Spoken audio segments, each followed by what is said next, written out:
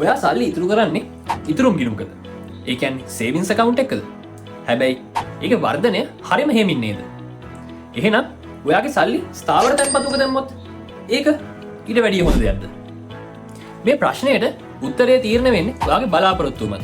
ඒ කියන්නේ ඔයාගේ අරමුණ මත.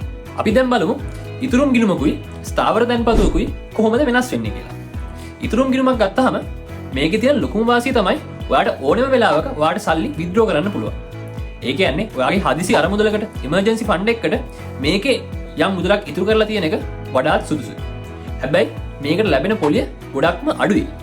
ඒ නිසා ඔයාගේ සල්ලි වර්ධනය වෙන්නේ ගොඩක් හිමි. ස්ථාවර තැන්පතුවක් ගත්තම ඉතුරුම් ගිණුමකට වඩා වැඩි පොලියක් මේකට ලැබෙනවා.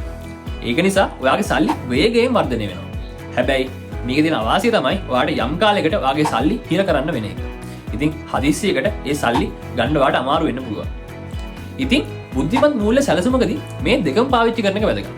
හදිස්සියට ගන්න ඕන සල්ලි ඉතුරුම් ගිණුමක තියන්න පුළුවන්. හැබැයි දීර්ඝකාලීන දියුණුවක් බලාපොරොත්තු වෙන සල්ලි ඔයාට ස්ථාවර තැන්පතුවකට යොමු කරන්න පුළුවන්. වර්තමාන වෙළඳපොලේ සේවිංස් සහ ෆික්ස් ඩිපොසිට් වලට අමතරව තවත් හොඳ ආයෝජන ක්‍රම තියෙනවා. ඉතින් ඒ ගැනත් මම ඉස්සරහට එන වීඩියෝස් වලින් කතා කරන්නම්.